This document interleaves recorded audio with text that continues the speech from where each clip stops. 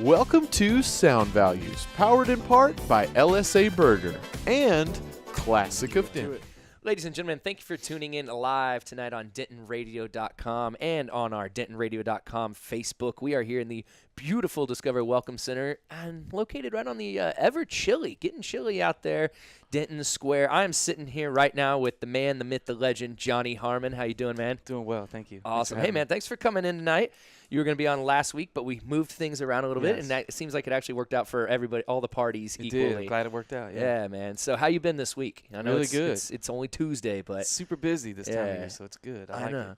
I know. It's already hump day tomorrow. The weeks have just been flying by for me, man, all of a sudden. So, man, I want to kind of get right into the conversation here. We're going to talk, life, love, stress, setbacks, snacks, music, all that fun stuff, man. All right. But the first question that I always like to ask everybody is, what is your first musical memory? The first time you heard music, or maybe you saw a performance, something that made you say, I want to do that, Okay. That's going way back. I have a very faint memory of being at a wedding that my dad was playing. And my dad was a drummer. Okay. And so I remember being at that wedding, but I can't say that in that moment I was compelled to be a drummer because I was so little that I just remember being kind of knocked out by the whole thing. Yeah. And then so later there was probably more musically impactful stuff, but if going back, that's the first time I remember like, oh, cool, drum set, band, lights, all that stuff. Do you remember maybe how old you were? Oh, we're talking like four-ish, maybe. Yeah, early. See, that's mine too. I was 4 or 5 years old, and my parents were watching a Garth Brooks concert. Okay. And I remember he just like smashed his guitar and lit it on fire. And like I'm not like the biggest country music fan nowadays, but I just remember as like a 4-year-old being like, that was you're awesome. in at that point. I wanted whatever that was. Yeah. I don't care what it takes to get on a stage. I kind of want to do that right there. That's awesome. So that's cool. So, man, you said your dad was a drummer. Mm-hmm. That actually works out pretty well. Yeah, good deal. The noise is there, Uh-huh. So did you grow up in a musical family? Totally. Yeah, I did. Drums were always around, of course.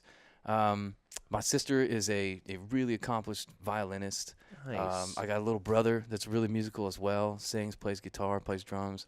My dad, obviously, there was always instruments around the house. He was a drummer and played a bunch of other instruments as well. Right on. My mom sings, just a real creative family, definitely. There you go, man. Very cool. But oddly enough, I took a really long way around to the drums. Drums, for me, was a thing that came about in high school. Okay. Like 9th grade. So kind of tell me about, like, were you kind of doing other things and then all of a sudden it just clicked, or what I was happened? doing music. Okay. I started like in 5th grade playing the French horn. Oh, so you band. smart. And so that Don't was you what have I to went be like for. a genius to play the French horn or I something? don't think so. Because I did pretty well with it. I was all right.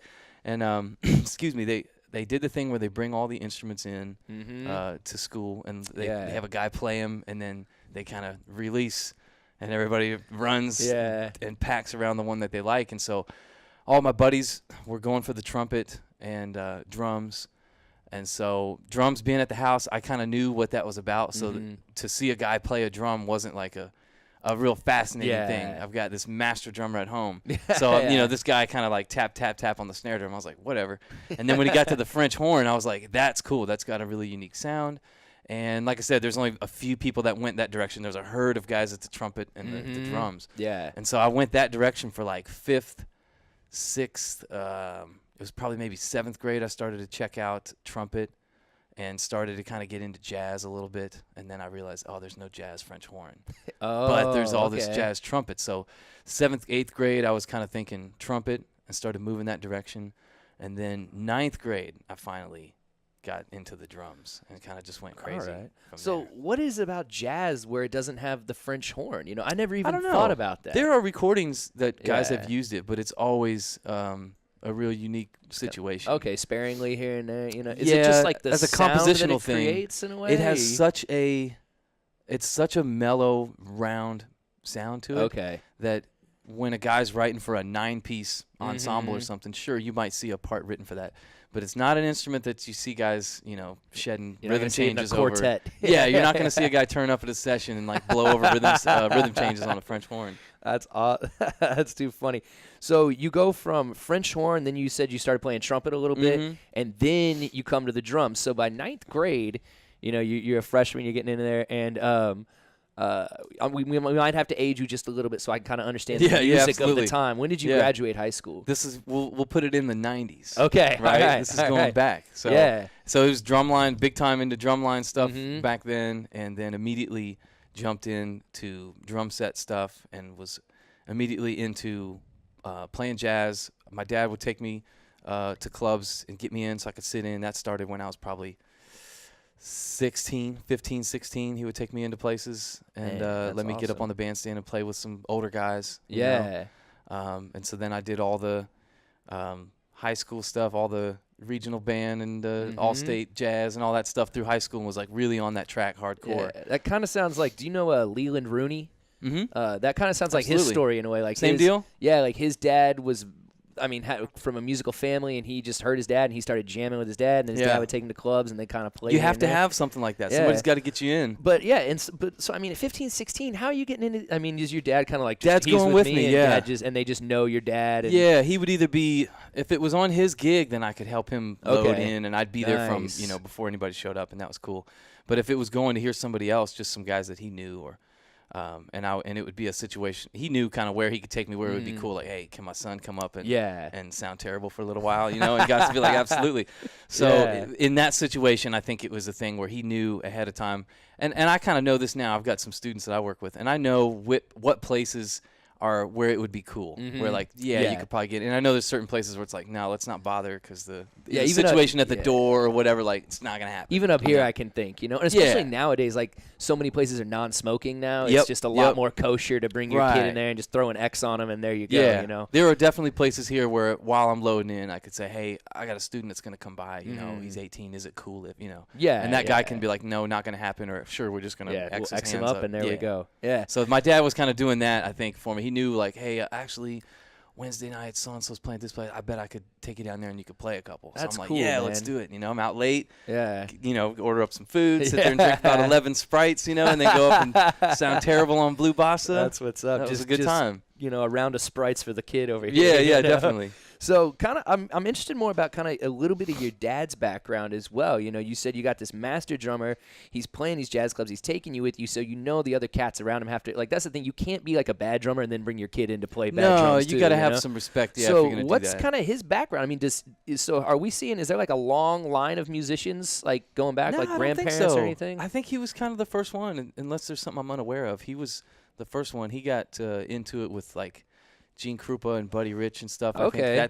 I remember him telling me about seeing Gene Krupa playing in a parade float in, like, maybe it was Macy's Thanksgiving parade or something like that on TV, and here comes Gene Krupa playing a drum solo, and he thought, oh, that's really cool. And so he was a little guy, though, so he started when he was young, and fantastic player. He played with a ton of bands, and when I was coming up, he was with having my sister and my brother and myself.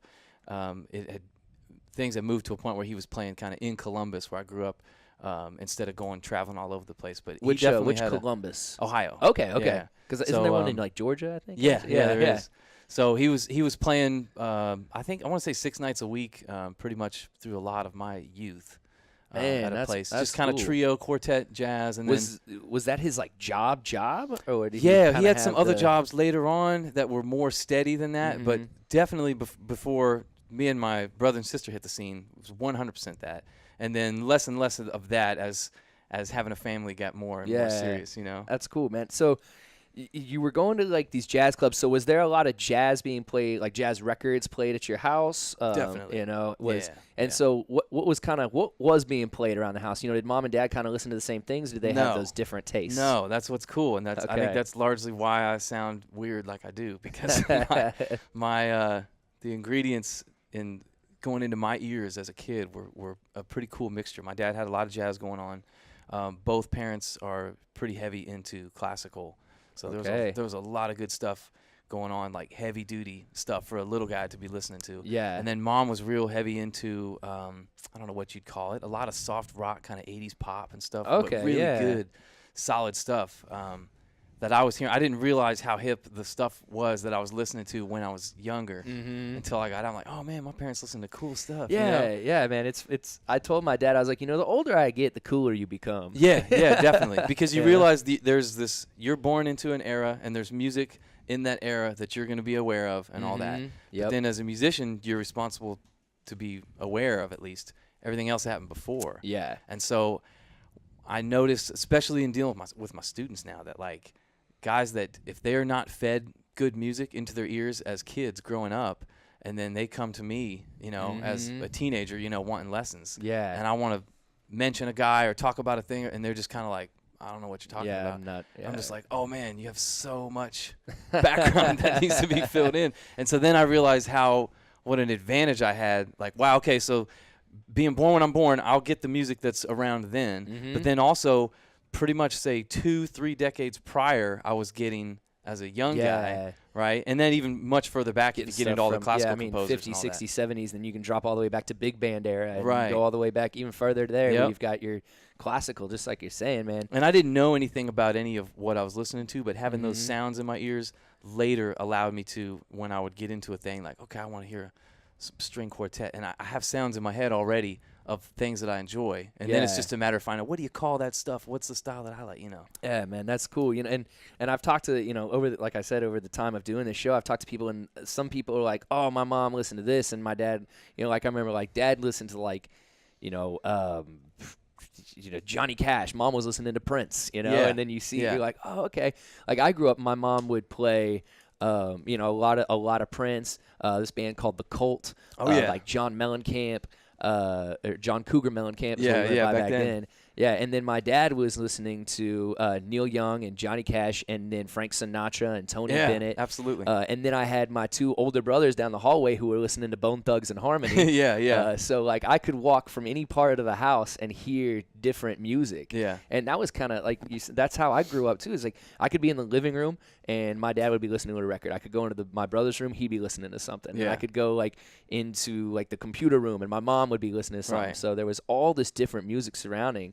And that's cool, man. I think that's one of the universal experiences of an era where music became really accessible to a mass populace. You know, it wasn't just, like in the classical era where you just had people getting together in a room and playing because you didn't have the recordings. But once we could record and push that music out, oh, man, I love it. My room was definitely the Bone Thugs and Harmony. You'd have the different music. I was definitely, at that time, hip-hop. Oh, yeah. All the boom-bap stuff is what I was into. But I was hearing everything else, and so then later as I get into other things, it's like, okay, now I have the patience to dig into this other stuff. And so hip hop is what got me into jazz too, because I would hear these records, these hip hop records, and I'd be like, what is this? Like, I know that they're not playing that, and then I'd go look it up, and I would find, oh man, and then I all of a sudden, like I'm listening to Stan Getz and and Coltrane, one of the bigger, and then Bill Evans and all these names that I had never heard before, and I really just started to really enjoy jazz. Can't play really a lick of it, That's why I do what I do, where I sample people's music. No, hip hop will push you that direction if you go tracking down a sample where a thing came from. Yeah, man, it's great too. That was like you were talking about Horace. The first time I ever saw Horace play was with Mike and Matt Young. So Mike Lozecki and Matt, and they were up in Pascal's. And I had seen like guys play classical guitar and stuff before, but I had never seen, a trio. Yeah. And I'd never seen somebody like Horace play just so precisely. I love in that room because it's so intimate in there and so quiet, and so he's able to just do this really soft, beautiful stuff. Yeah, man. So we'll get back to this. I kind of went off on a tangent there for a second, That's but all right. So ninth grade, you start playing the drums. You're playing in drumline. You're starting to go into these jazz clubs, hanging out with Pops, experiencing that. Yeah. Did you play in any of your own groups yourself? Did you kind of just start playing with the other cats who were there at the jazz club that your dad knew? What was kind of the evolution of you kind of starting to play with people and not just learning how to play? Yeah, okay, so there was a guy. I'm trying to think who the first guys, because when you're starting out, there's a few people that you hook up with and make music together, and that might turn into a band or something. Yeah. So there's a guy named Joe Tritzler. Shout out to Joe Tritzler. He's just a freak on the guitar, and he was that way from a super young age. He's just one of those guys. very strange guy. Not strange in a bad. He's a cool dude, but kind of an odd guy. And he had stuff figured out on the guitar at a really young age. I bumped into him. Find out he's got a basement full of gear. He's got this sweet old Ludwig kit in there and a bunch of giant speakers and reel-to-reel recording equipment, all this stuff. So I'm like, oh, we're best friends. Yeah. That's how that's going to go. So we started playing music together and recording some stuff, and it was a lot of just kind of Hendrix and Zeppelin and kind of stuff like that. We did some Green Day. What else did we do? We did some Rage Against the Machine, and we kind of made a band in a couple different forms by just kind of adding a bass player to things and just having the trio thing going. Let's see. Then there was another group kind of toward the end of high school that I played in for a while. That was actually a lot of fun. That just lasted a couple years. So not a ton though. I did mostly kind of the school track going through high school. Very cool. And my evenings and things were kind of filled with practice and stuff. Yeah. You know? I would kind of work on the school stuff and just come home and shed. Oh yeah. You know. I had a cousin who was the quarterback for the high school team, and then at halftime he would go and play his instrument with the band, and then go back and play quarterback after halftime. I think we had a guy like that. He'd be out marching with his pads and everything. Yeah. I always thought that was cool. Yeah. But that's the one thing. Like my stepbrother plays the he's gonna kill me if I get this wrong, so I'm not even gonna say. But he plays an instrument. I think he plays the it's either clarinet or bassoon, man. I think it's the clarinet. Okay. But he plays the clarinet up at Purdue, and it's just constant practice. Yeah. Constant. Always. So how do you kind of? I mean, were you kind of one of the students where like, you know, your parents kind of had to be like, John, like, go practice, or did you just came home and you were just ready? Yeah, I think it's one of those things you have to enjoy practice. There's so much of it that's required to even operate at a basic level of proficiency that if you don't really think it's fun to go camp out for 3 hours and shed, then like it's probably not for you. Yeah. I mean, me and my buddies used to get out of school in high school and go straight to the buddy's shed, and I'd grab the guitar, the other buddy would grab the bass, and buddy would hit the drums, and we would just kind of rotate around, you know. And that doesn't go away. That's still like one of my favorite things to do. Oh yeah, just man. with somebody or a couple people or by myself, like just uninterrupted hours of playing the drums. That's got to be a super fun thing to you. You know? Otherwise, like there's no way you're gonna practice enough. Yeah, precisely, man. So I feel, this is my opinion, I feel like drummers have to have cool parents. Yeah, like, definitely. So that's what I'm saying. Like, your grandparents must have been pretty cool to let your dad start playing. Yeah, absolutely. Then, I think you're right. You know, your parents had to be cool to let you start Super playing cool. the drums. So did you have like a special room that kind of put you off in where it might be quieter, or was it just like a little bit? You know? But I mean, a drum set in the house is a drum set. There was definitely a basement. So growing up in Ohio, everybody's got basements. Yeah, you're right. And so when I moved down here, that was part of the deal. Like, wait a minute, y'all don't have basements? Yeah. It's like, well, where do you play drums? You can't play drums up on ground level. Yeah. And so anyway, there was a basement, and that was the drum area, and there's a kind of a side room of the basement. And even that, there's, you know, blankets kind of hanging on the walls and carpet and everything. It's still super loud in there. So, I mean, since there's multiple drummers in the house, I would get to experience. I didn't have to wonder what it would be like to be upstairs in the kitchen while somebody's, you know, roaring downstairs. I would hear that. And it's super loud. So, yeah, your parents need to be really cool to put up with that. Yeah, that's. I was talking to the drummer, a while back from Hin and the Cox, and I remember asking him, and he was like, yeah, I would agree with that. You know, your parents have to be pretty cool and definitely very patient in a way. Oh, yeah. Because I had one of the guys from the Ghost Note, Colby, was in here, and he was teaching me just like a few things. You know, nice. I could play a couple little pieces here and there. He's one of the first guys I met at UNT. One of the first drummer buddies I had. Yeah, man, he's a great guy. But it's me and my buddies would talk like there's just, you know, like, all right, maybe if someone's not that archaic with the guitar, all right, they can get away with it. But if you're playing the drums and they're not on beat, it's like nails on a chalkboard. It ruins everything. Yeah. You're like, oh, something's just not right about this whole situation, man. Yeah. So you go through high school, you're playing in some bands, you do the school thing, and but you were living in Ohio, man. So where did you go to? Did you move down here to go to school? Or? Yeah, this is where my story takes a little curve off of the typical path, right? So after high school, I was looking at doing Ohio State University, doing their jazz program and all that. And I was really hesitant about the notion of signing up for a bunch of student loans and all this stuff. And so anyway, I decided I wasn't going to do it right at that moment. I was just going to take a year and kind of hang. Okay. And yeah, that turned into like 8 years of like doing other things, you know. So I went and I was working different jobs and really doing what I think most people would say is like kind of the regular thing, you know, regular jobs and doing that. And so after a while, I was just like, you know, fast forward some years, right? And I was just like, well, I'm still pretty much broke. I mean, I'm not like going hungry or anything. Yeah. But like, you know, I'm still out here with just a regular sized checking account, regular stuff, you know. But I'm not really happy with anything that I'm doing. Yeah. So I'm just like, well, if I'm going to be pretty much not really having a bunch of money, I ought to, you know, do something I like. Yeah. Right? So that's kind of how I ended up being at least in the headspace to jump on this. This is actually my dad and stepmom kind of offered me an opportunity to move down here and stay with them. Okay. And go to school. And so I was like, yes, I'm ready to do that. That sounds great. Because I was going to ask, were you gigging at night, like working a 9 to 5 and then gigging later on? Or were you just not like, too much? I was kind of just like, just kind of working, had the drums out in the garage and just kind of go play. And was really just thinking like, that's not for, you know, everyday life. How am I being supposed to have a career? Yeah, you got to be serious, you know, and like go to work. So they just kind of lived in the garage. And, and so, you know, my playing had really deteriorated and I would go out and play a little bit and just sound like trash because I wasn't doing it every day. You know what I mean? And so then what happened when you moved down here? And first of all, what brought your folks down here from Ohio? Let's see. Well, my stepmom went through UNT as a jazz vocalist under Paris Rutherford. And so she had done some other stuff and was coming back to take a job at the university. All right. And so my dad was like, they were living in Orlando at the time. My dad said, well, hey, we're moving out to Denton, Texas, of all places. So if you still want to go study with Ed Soph, we're going to live like 5 minutes from there. And so that was the thing that, you know, had been on my mind since I was in high school. Yeah. Was North Texas. So he's like, yeah, you come down here and get your degree. I was like, okay, I'm going to. So I came down. Here I am. Man, who is Ed Soph?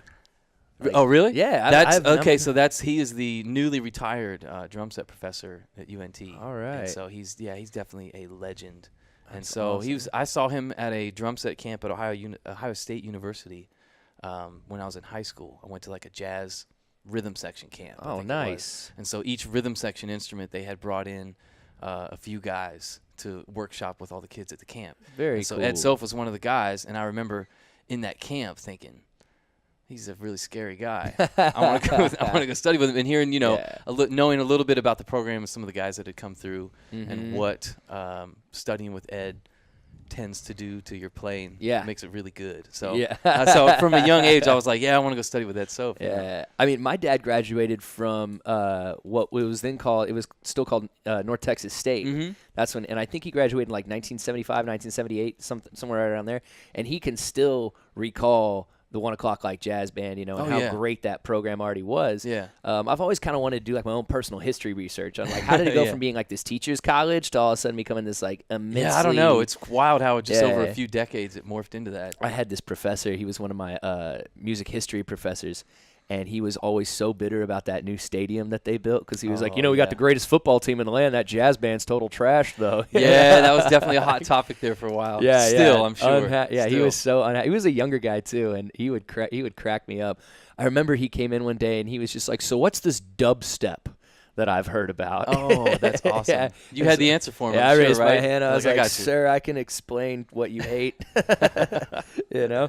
So you moved down here. You just started going to school. I came down here with like a suitcase and nothing. I didn't have drums or anything. I literally came down here with a suitcase. And you ended up meeting Colby. Am I right? Yeah, getting ready to audition for Ed. You know, for the music program. Like I said, I came down here like not knowing if I would even get into the program. Oh, man. Like, go down there and go for it. So so this is after you haven't played that often. You're like, my skills have gotten kind of trashy. And then you go down and this guy, Ed Soph, who's a legend, is like, let him in. I definitely sound like garbage at this point, and I'm just thinking like, well, I can swing. Yeah. You know, so he'll have me play something for him, and I'm just going to make sure it swings, and I'm not going to try to do anything too wild. So what do you mean by I can swing? Like, I'll make it swing, you know? That's I like that terminology. That's sort of it's almost an intangible. It's really difficult, but it's a thing that, as a teacher, it's a really difficult thing to teach somebody.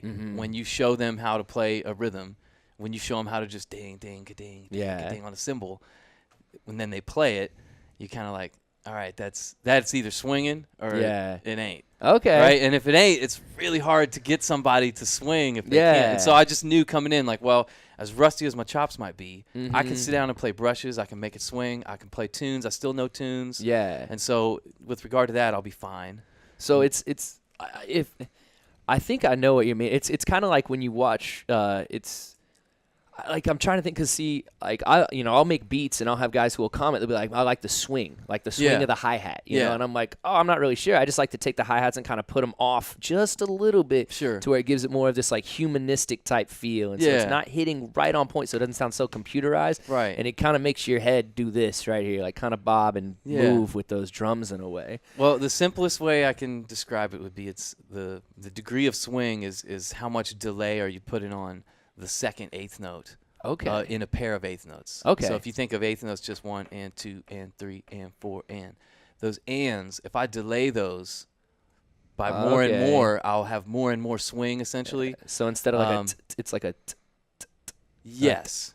So the 1 and 2 and becomes 1 and 2 and right by kind of delaying that second beat. And so if you do it a whole lot, you get 1, 2, right? Okay, a very lot. cool. And so what's going to be feeling good for a drummer, what's going to feel good is kind of somewhere in between there, and it's a difficult thing to kind of nail down. Mm-hmm.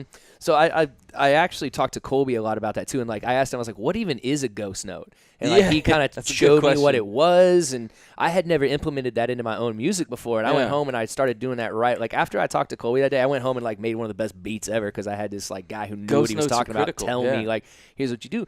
And I never recognized it was in the details. You know, it was like the swing was in the details. Oh yeah. You know, where it's the things that maybe you're not even aware you're hearing it. No, they're just felt. They're these little nudges on the snare drum. And so check this out. A lot of the time I spent between high school and coming down here, I've spent just kind of digging through crates for snares and bass drums and making beats and flipping samples off of records and all that, right? Yep. And so when I listen to the stuff that you're doing, I love it. And I know exactly where that's coming from because there was, in that period of time, there's a lot of days where I just kind of go to work and get paid and go to the record store and get a stack of 75s, a few LPs, and go back and just dig through. And when I would be looking for drum sounds, I'm looking for a good emptied out, clean kick drum. I want a good snare drum, and I want a good hi-hat note with nothing else on it. And then if I can get a soft snare note, if I can find a ghost note on the snare, then I'm off to the races. Then, you know what I mean? Because those ghost notes are so critical. If I can get a soft note and a loud note on the hi-hat and not have to change the velocity of one sample, if I can really have a loud hi-hat and a soft hi-hat, a big fat snare rim shot and a ghost note, and then a big heavy bass drum, that's all I need. I can make any groove that I want. That's awesome, man. So I was like kind of talking more about on the grooves and stuff. So when I used to work at Kroger when I was 16, and I would sit there all day. Like I always wanted to be a drummer, by the way, but it was too loud. So that's why I said my parents were cool, but I guess they just weren't cool enough, you know. And I would sit there, and even in class, like I would always just kind of be sitting there doing this. But the one thing that was hard for me, and I would mentally try to practice this, was tapping a different beat with my foot than I was doing with my right hand. Yeah. Because when I would play the drums with my buddies, all I could really do was kind of your basic this and then, you know, hit that. But it was like, that's something that's got to take practice. And when all of a sudden did you one day kind of feel like, man, like I've got some extreme control over the rhythms that I'm able to create with the different appendages that I'm playing with. And I mean, really, what is the brain doing when you're doing it? I mean, do you even have to think about it anymore? Like you do it first, and I think through repetition and practice, you try to get to the point where you're thinking less and less. The goal was that you want to just hear a sound, and it comes out your hands and your feet in time. And so you realize in trying to play that way, when you stumble on something, you trip on an idea, then you realize, oh, I don't have freedom over that rhythm or whatever it is in that scenario. I don't have control of my bass drum hitting with my left hand on such and such beat. And so you kind of think, I need to clean that up because I want to be able to just speak clearly through that and not have to avoid certain rhythmic scenarios because I know I can't play that. And so then that leads you to these books where you're developing independence between your limbs so that you can do not only the rhythm you're talking about with the bass drum, but any rhythm on the bass drum where I can have my right hand do a thing and forget about it and read a line of music with my right foot and not have that be interrupted. Man, see, that to me,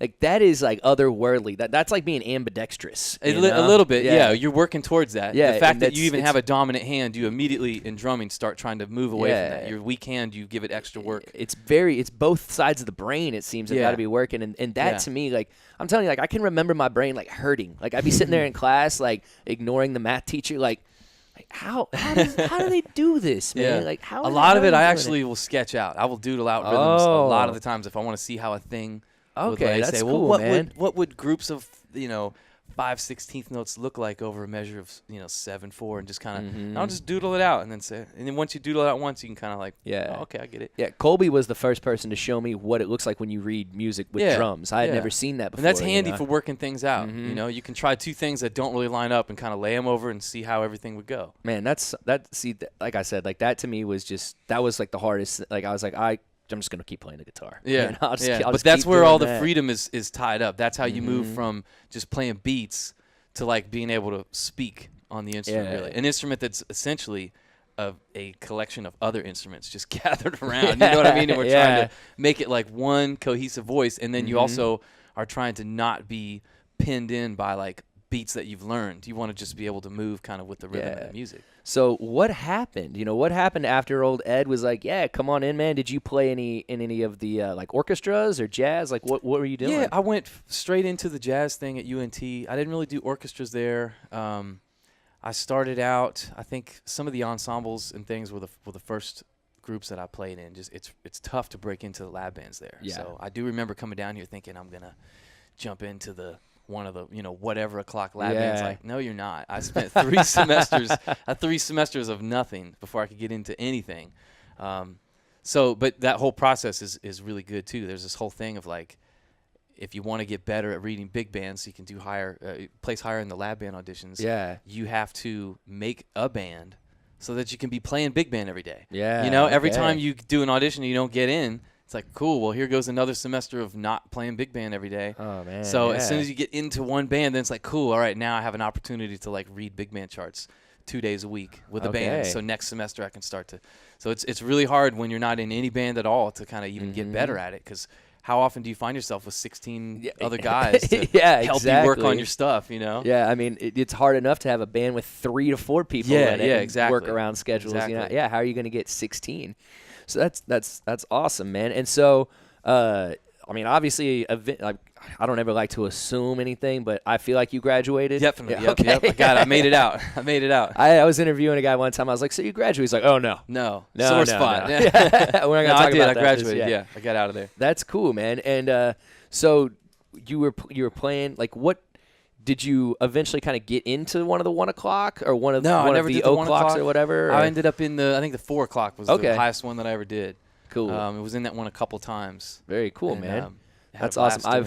I've got some old. I had a friend. She brought me like these old tapes that she found that said 1 o'clock lab band. She found like 4 of them just like hanging out like somewhere. I don't know. I actually still have them, and so every once in a while I'll put those things in and just listen to them. Oh yeah, every year. That's what's crazy. It's not like that band recently got good. It's go back decades. Been good for so long, man.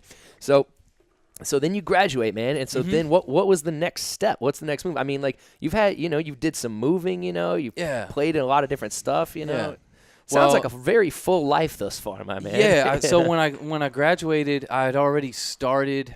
I was already working doing some freelance work, subbing with a bunch of bands, and so I guess initially upon graduation, I was looking to just manage to get by exclusively doing this and not have to like go work at Walgreens or whatever the alternative was going to be. So I was just trying to hustle and just kind of fill my calendar with stuff so I could like get by, and I quickly realized you can do that, and I did that. I've had my schedule packed. So how did you do it, man? How did you do it? I'm curious. How did you not end up at Walgreens? Sorry, Walgreens. Well, part of it is like, you've got to be very I came into it with a bunch of people that I knew that would start calling me. It's really about having some people that will call you to sub for some stuff. It literally starts like that. Yeah. You need some guys that when they're double booked or when somebody throws them a gig and they got to say no, that they'll call you or at least throw your name to somebody. Yeah. And so that can be as simple as telling some people like, hey man, I'm looking to pick up work. If you go to the guys that are working all the time. Yeah. And say, hey man, I'm looking to pick up work. If you have to pass on anything, pass it to me. Mm-hmm. Right. And so that can work out pretty well. And then before you know it, some guys are going to move on to other things, or they'll move out of the city. That happened a couple times where I ended up with a regular gig that I just started subbing on. Nice. And then a guy moves away. Just with Connor leaving, when Connor moved, Connor Kent. Yeah. When he just moved to New York, there was like several opportunities right there I just jumped into when he took off, just, from subbing on stuff. Yeah. So I think it's about that. I think in Dallas, if you can have some situation where on Saturday nights you're going out and playing somewhere at a private party or a wedding, that helps a bunch. And then for me, I do some teaching. I got about a dozen students that I work with. So it's kind of a balance. You end up kind of your income, it comes from a bunch of different sources. Yeah. But you can, if you stay on top of it, stay busy. Yeah, it can be like, that was something that I've talked to recently with some of the guys who are younger than me, because I'm 30 years old. I started making beats when I was 23. So it took 7 years to get to a point. Like I have a job that I do from 9 to 5 that I went to school for and all that stuff. But, I will play gigs Wednesday, Thursday, I don't care when it is. Sure. I'm going to play it no matter what. Sure. And unless it's like so far away to where I'm like, that's not really, I'm going. Right. And it's going to happen.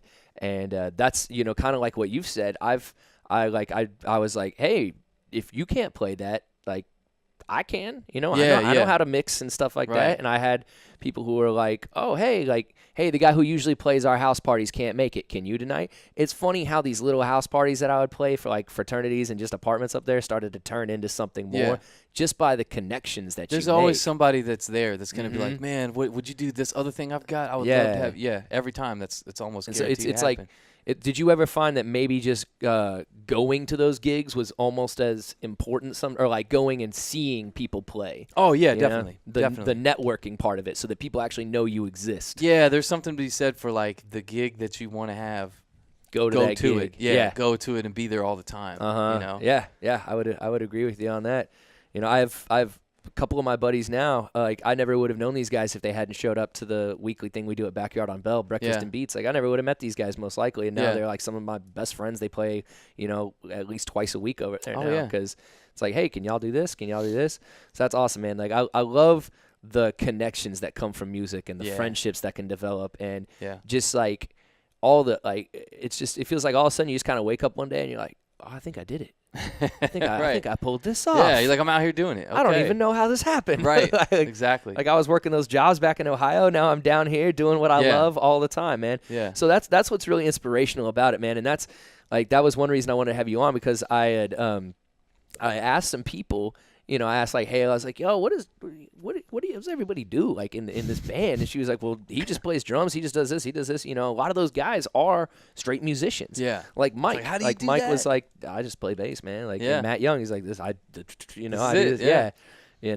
And the thing is, you have to be okay with that, meaning you have like a pretty wild schedule sometimes. Yeah, there man. there are really late rehearsals, just like stupid late gigs that are just way too far away. You've got to be okay with like being kind of broke. You know, you got it. Like there's things that go along with that, but for me, I love it so much that those things I'm just like, yeah, whatever. I don't mind. Like I said, I never had any money anyway when I was doing things the correct way. So I'm having a much better time now. I hear you on that. That was how my pops always say, he's like, you always figured out how to do it your own way. Yeah. Like I tried to put you on the safe, straight cool, path. though. I think that's really cool. Then you just do it like this. Well, that's what I love, man, is when you see people who turn a passion into what they get paid for. Yeah. It's a silly saying, but if you love what you do, you're not working. Yeah. You're doing what you love already, man. So if you had to give, I feel like you've given a lot of great insight on that, man. But if you had to talk to a kid who's 20 years old, 18 years old, he's growing up, becoming this individual. She, they want to start playing some drums and getting more gigs and doing things and trying to do what you're doing. What are some of the core rules or some advice that you would give to those kids? Well, the first thing I would probably talk about is all those kind of sacrifices I just mentioned. Like you're going to have to, if you really want to do this and have this be your gig, not like a side thing, then there's a lot of stuff that's going to be instantly more difficult or more of a hassle. Yeah. There's going to be annoyances that go along with it. So you need to like really love it and be convinced that you can't see yourself really doing anything else. Okay. And then the other thing I would say is you got to get in the practice room, because I always hear everybody's got tips and advice on what to do in terms of, your social media presence or networking or what gig to turn up to. And it's like, well, you can do all of those things correctly. And if you don't have it together when you sit down to play, that can sink several months worth of solid, networking and social media, this and that. Like if you go out and play and sound like trash, like, man, it's hard to build it back up. Yeah. So to a certain extent, it's like you've got to make sure you got your stuff together. There's way too many really good players around to think that you're going to, play mediocre, but then like network or social media your way to a busy calendar full of stuff, exciting projects. Like it's not going to happen. Like I said, man, I mean, it took 6 years of one of my best friends telling me like, this is garbage. This is garbage. This is garbage. This is your garbage. best friend. This you is need somebody garbage. to do that. Yeah. And then finally one day he was like, yo, man, I like that EP you put out. And I was like, whoa, what? Yeah. I was like, okay. And then he was like, yeah, you should do some more stuff like that. And then I didn't. And now he like you got those friends who actually enjoy coming to the shows. Yeah. Now felt Ed bad for them. is really good for that in lessons with Ed Soph, because he doesn't constantly tell you sound like trash or any of the typical hyperbolic statements. It's not like that, but he definitely doesn't just shower you with praise just to give you like a weekly encouragement. He'll never just be like, yeah, man, that sounds great, unless you just really did something that impressed him. So after it was probably 2, or maybe it might have been my 3rd year of lessons with him, I did something one time and he was like, yeah, man, swinging. I was just like knocked me out of my seat, because I love it. Up to that point, all I would hope for is that I would just go in and he wouldn't say anything was bad. That was like great. If I just played something and he'd be like, cool, next. That was a win, It always seems like the guys who are at the top, like that's like if you're playing for them, you're just waiting. Like there's this story. Have you ever heard of a group called Atmosphere, hip hop group? Atmosphere. Yeah, they were out of Minneapolis, Minnesota. They're out of Minnesota. So. Well, there's their producer, the guy who makes all their beats, is in like the beat making realm of music is like a god. What I mean? This guy's amazing. And there's a rapper who was with him, and he tells a very similar story like you do. And he's sitting there, and he's like, yeah, I show up. He goes, so I show up to Ant's house. There's like 15 kids running around. I don't know what's going on. We go down to this basement. He's got all these records everywhere, and we sit down. He goes, I go in the booth, and I just threw out the lyrics. And he was like, every time I went there, I was just hoping he wouldn't tell me I was awful. He goes, these guys are saying, turn it up, yeah. turn it up. Hold on. He goes, and then one day all of a sudden I got out of the booth, and he just looks at me and goes, yeah, it was pretty tight. And he was like, oh, he's that like, was right victory. there. Yeah, that's right victory there. in that I knew moment. it. Yeah. So I love it. And I'm going to start using that term, swing it a little bit more. Like, man, just swing it. Swing it, Maybe that's what I was trying to do with my hi-hats last night. Just get a little bit more swing going on. Maybe, yeah. Who knows? I worked on this hi-hat thing for 20 minutes last night, just like, come on, man, we can find it. The hi-hats are where it's all locked up. That's where everything happens, is in so hats. that was gonna be like one of the last questions, man, before we start to wrap this up, is where's the importance? Where's the groove come from? It's in the hats, man. I think it's in the hats. Yeah, when I've watched Joe James play too, like that man can work the hi-hats, man. So what is it about that part of the drums, man? What gives it that authority? I think it's because the hi-hat is what fleshes out what happens in between your kick and your snare, right? And so a lot of times, at least in hip-hop and like groove-based drumming as well, the snare is kind of, we know what's going to happen with the snare. It needs to be on 2 and 4, right? And so there might be extra things that happen, but pretty much the snare is on 2 and 4. Kick drum is probably some kind of a downbeat phrase or some repetitive pattern.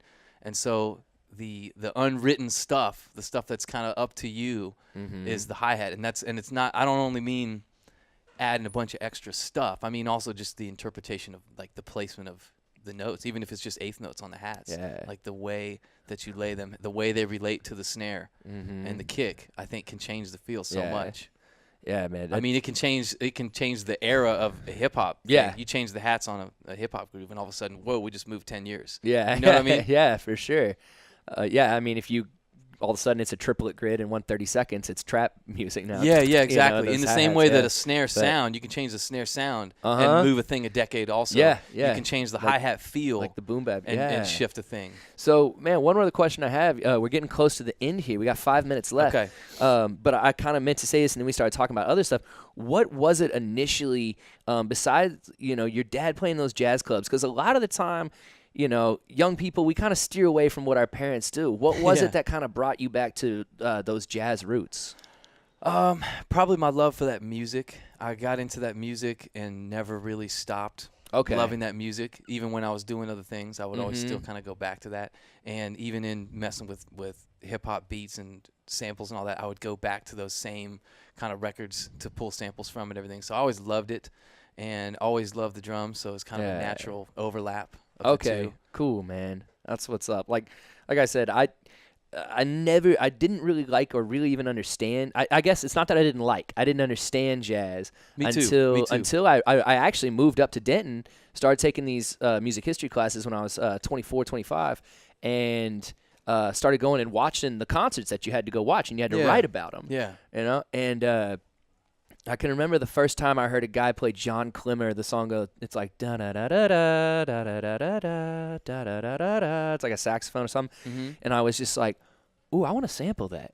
And it's like, so I figured out where the track was from, because inside the pamphlets, they tell you what that's from, and that was when I realized like how I could translate those back and forth, and then just how good those guys were at playing an instrument. Yeah. Like I remember that was your inroad. Yep. Into jazz. Everybody kind of has their own little different way to get in. That was my way. But once you're in, then you're kind of hooked. Yeah. Like I can't even listen to rock. I can't listen to new rock music anymore. I'm just like, there's no swing, baby. There's no swing in here. It's got to swing. So last question I've got for you, man. Sure. And this is one of the most important ones I can possibly ask is, what is your favorite snack? What is your snack of choice? Oh, man, you did say we were going to talk about snacks. Yeah, right. What is your snack of choice? Oh, man, I like to try to not snack too much. I like to try to keep my fitness together. Yeah, I feel that. So I like a guilt-free snack. I'm going to go with nuts. Dude, I was literally writing down almonds before you. Yeah. I'm going to go with nuts. I like the mixed nuts. I'm going to go with, let's just do like roasted, lightly salted. There you go. Nuts. Yeah, right? man. Guilt-free, and you can just eat them, eat a million of them. Yep. Ain't got to worry about it. Yeah, man. I'm like, it's very similar. Like, I'll get to work, and the guys will be like, we do the intermittent fasting thing, and they'll be like, hey, man, like, just give me a handful of mixed nuts. I'm dying right now. Yeah. It'll keep you going. All right, it cool. will. Yeah. I'm good to go. Can I shout out a couple things coming up that we've got coming? Please, so there's, please. What do I have going on? November 18th, Tomcat is playing at Oaktopia, opening up for Fantagram and a couple other awesome groups. That's right. And y'all just released an album. Album is out. Yeah. It's on Spotify. It's on iTunes. It's on Apple Music, all that stuff. Let's see. We have, November 2nd, I believe. There's a show in Deep Ellum. I forget the name of it. Women in the Arts, DFW Women in the Arts, something like that. Anyway, there's a whole bunch of bands playing at Drugstore Cowboy. November 2nd, I'm playing in Played there on Wednesday, a bunch. brother. Did you? Yeah. So I'm going to be doing like a tap dancing thing of like trying to play a mini set with like, I think it's 5 different bands. Wow. On the 2nd. So if anybody likes to listen to me play the drums, that'd be a good night. Yeah. A bunch of the groups. So I realized on that bill that most of the stuff that I'm involved with is women-led projects, which is nice. I'm fine with that. Yeah, it's excellent. Playing a lot of fun music. Carly Reese, all those girls. Yeah, I'm trying to think what else is coming up. Yeah, I think it's. I'm probably forgetting something, but I wanted to mention. Well, that's what I was gonna say, man. Is like we could have probably had another 30, 45 minutes of this interview, because I was like, I can still go, because we haven't made it to the now. We hadn't made it to where we're at now. Yeah, but which is out of control. I know, but that's what I like to hear, man. I mean, you're staying busy, you're working hard. The dream is alive and well, man. And so, Johnny, man, Mr. Sweet Sticks, thank you so much thank you for having me on, man. For coming out, man. It's been an awesome conversation. Pleased to be here. Great stuff. I'm actually gonna check out like Ed and I think Paris Rutherford is another name I wrote down. Okay, here. yeah, very cool. And you never know, maybe I'll find Joe Twitchler on Facebook. And Twitchler, TR, yeah. Twitchler, there we go. I We'll like fix that, Twitchler, though. Yeah, Twitchler. Awesome, man. Well, thanks again so much for coming out, Pleasure's man. mine. Thank you. Ladies and gentlemen, we have been talking to, we won't throw the nickname in there, but Jonny Harmon tonight, folks. Twitter handle. We appreciate you. Another big shout out to our sponsors, LSA Burger Company, for keeping the show alive. You guys make sure to stick around. We got Ellie Bell, and then next week I've got Leon Carlo coming on the show. Real excited to talk to him. You guys stick around, stay cool, and stay warm right here on DentonRadio.com. Well, thank you for tuning in. We hope you enjoyed the show. Be sure to check out DentonRadio.com for new Denton artists and where they're playing next. While you're surfing the internet, make sure you check out our friends Classic of Denton at ClassicofDenton.com.